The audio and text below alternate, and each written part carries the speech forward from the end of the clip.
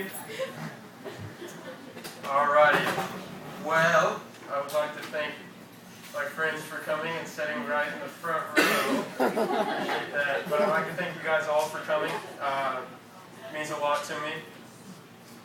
So tonight, I would like to talk to you about something that always happens in our life, no matter how many times we try and run from it. But we all have our moments in life when we feel like we're on cloud nine. We feel invincible, nothing can go wrong. But as all of us know, that can change in the blink of an eye. We find ourselves in a dark place, no light shining through, and we don't know what to do, and we begin to question, why is this happening to us?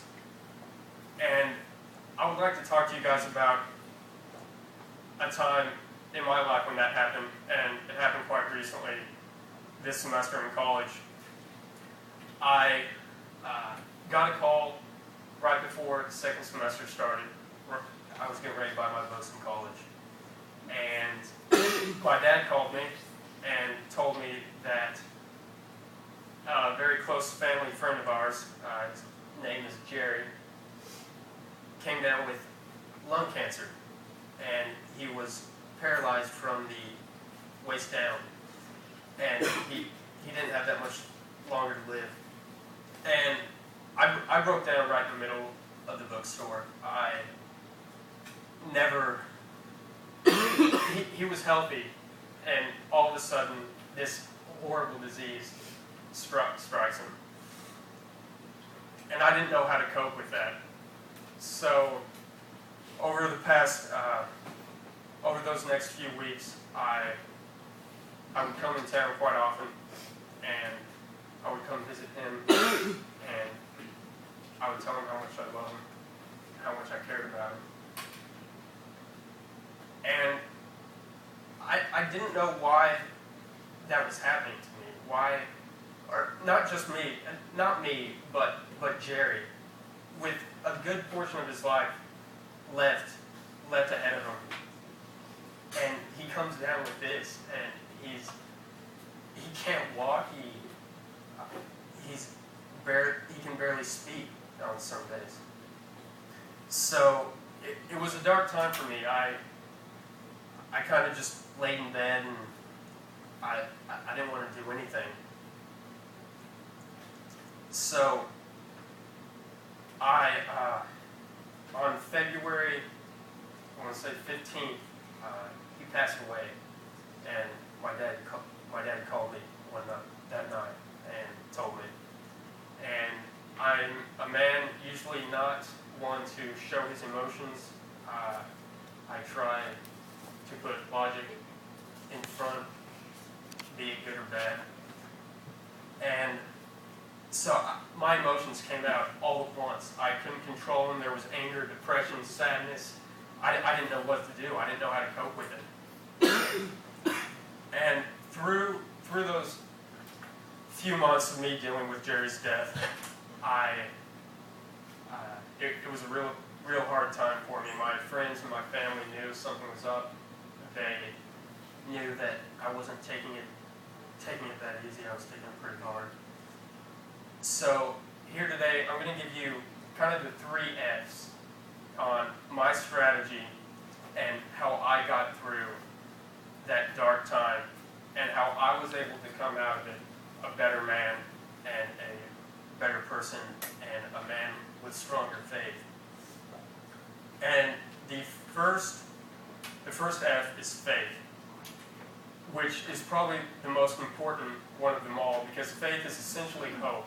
And without hope to get through this, hope that there will be better days, our chances to get through it will be about 0. So I have a couple verses for you. The first verse is Psalm 23:4. And it goes, "Even though I walk through the valley of the shadows of death, I will fear no evil, for you are with me. Your rod and your staff, they comfort me." That verse helped me a lot it's a pretty popular verse. You know, you hear it in rap songs and stuff like that. And I just kind of giggle when I hear it like that. But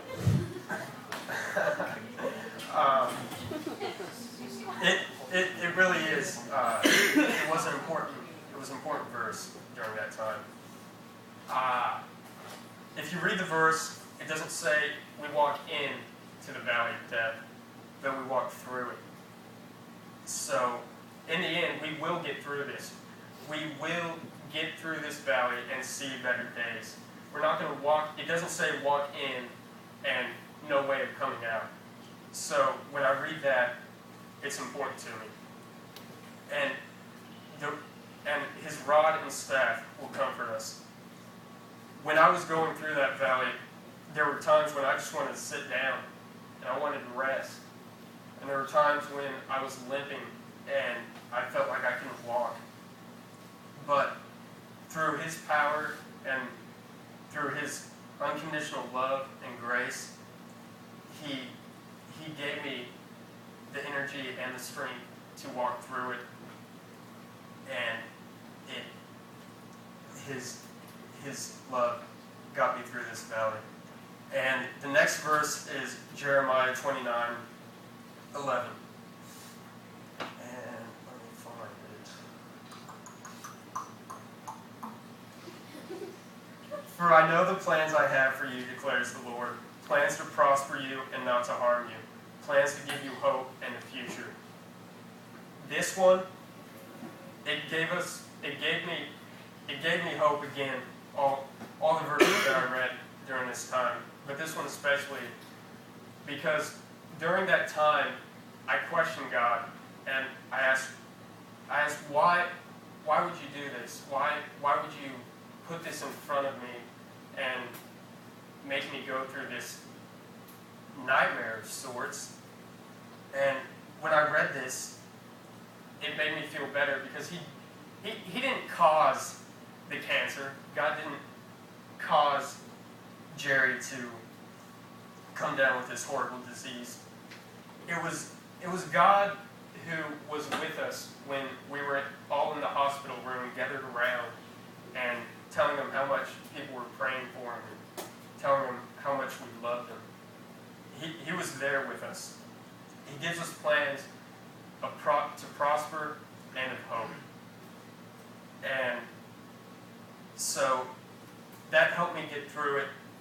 And my next F is family.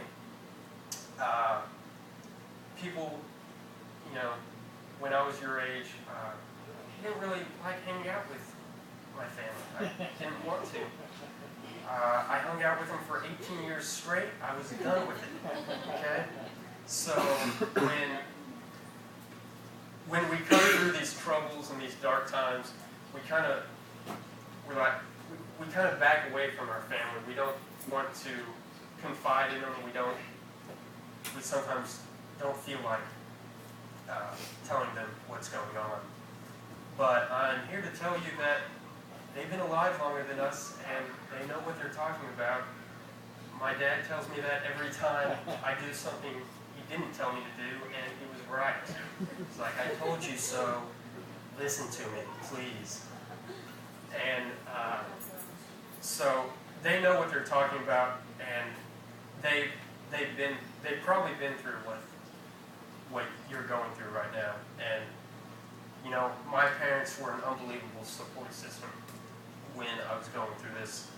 My mom asked if she would like to be at the funeral, if she would come to the funeral and for support, and she did, and it was an unbelievable help for her to sit beside me while I was kind of just a complete wreck, because it was one of the first funerals at my age that I've been to.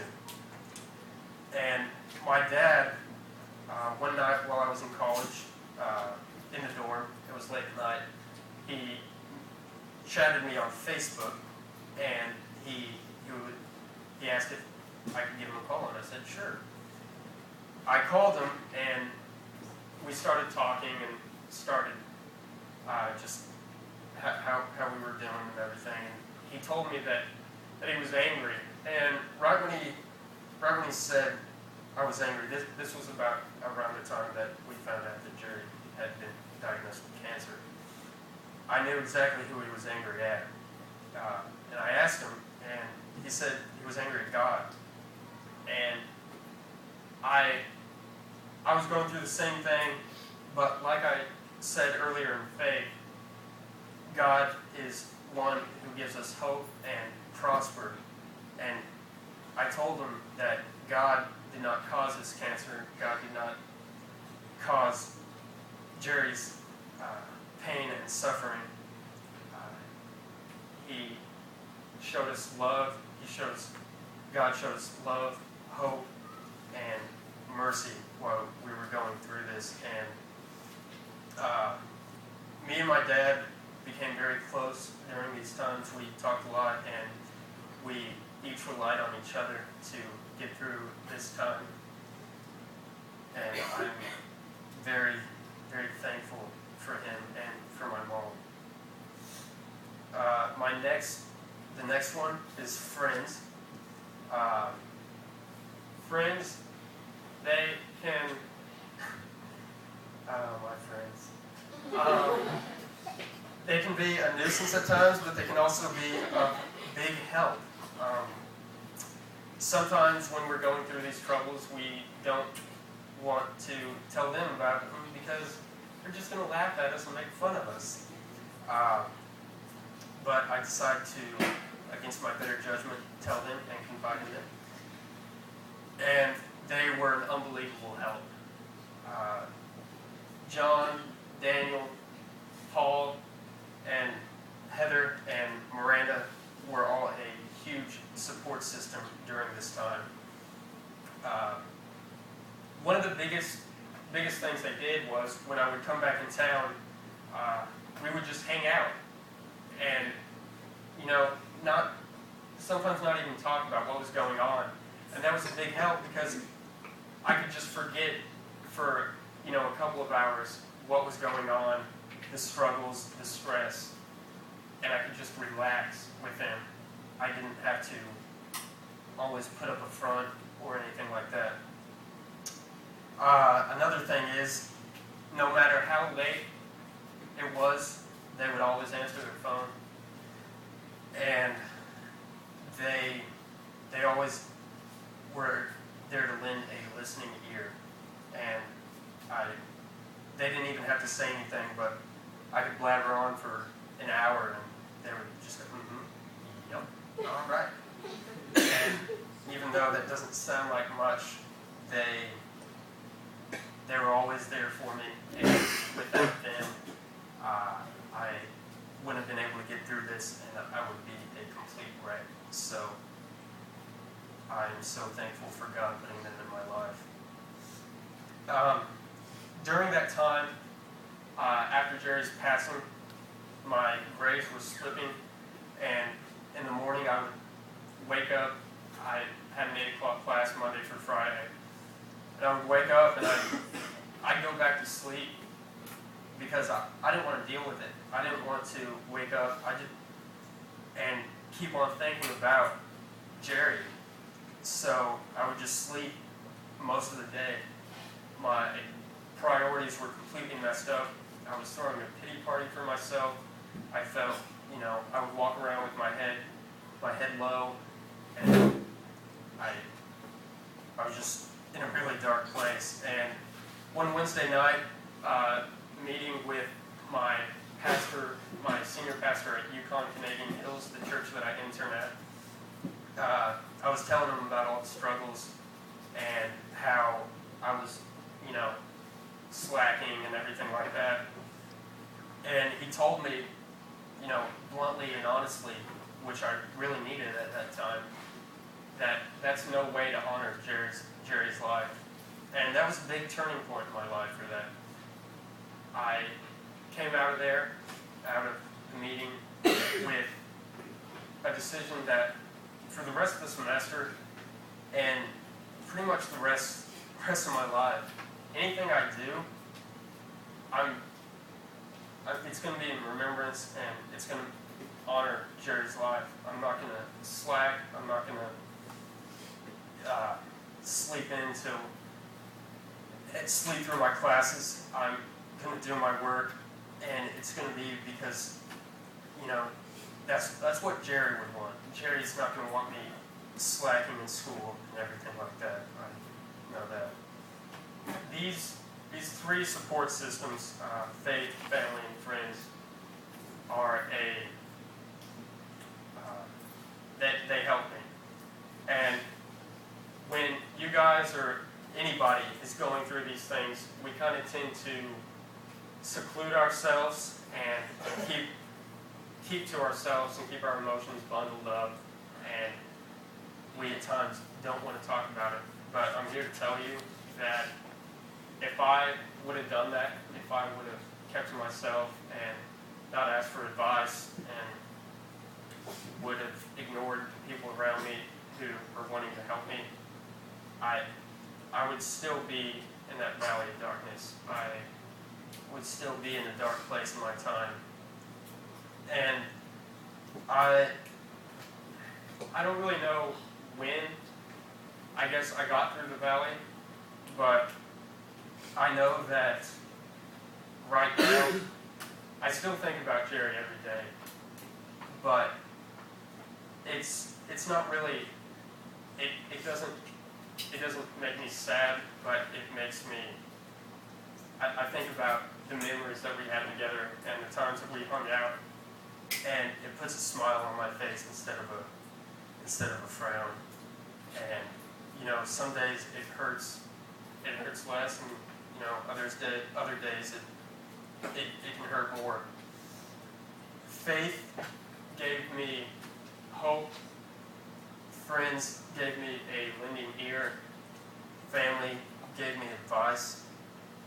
And without them, I don't know what I would do. And for you people, for the people in here, when you are faced with those difficult times and trials in your life, do not back away.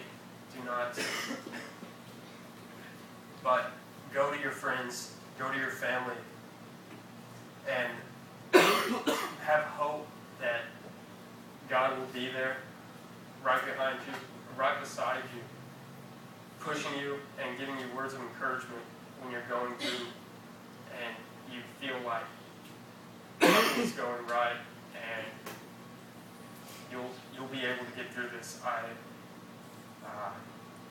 miss Jerry very much. I wish that he was still here with us, but he's not, unfortunately. But this sermon was for him, and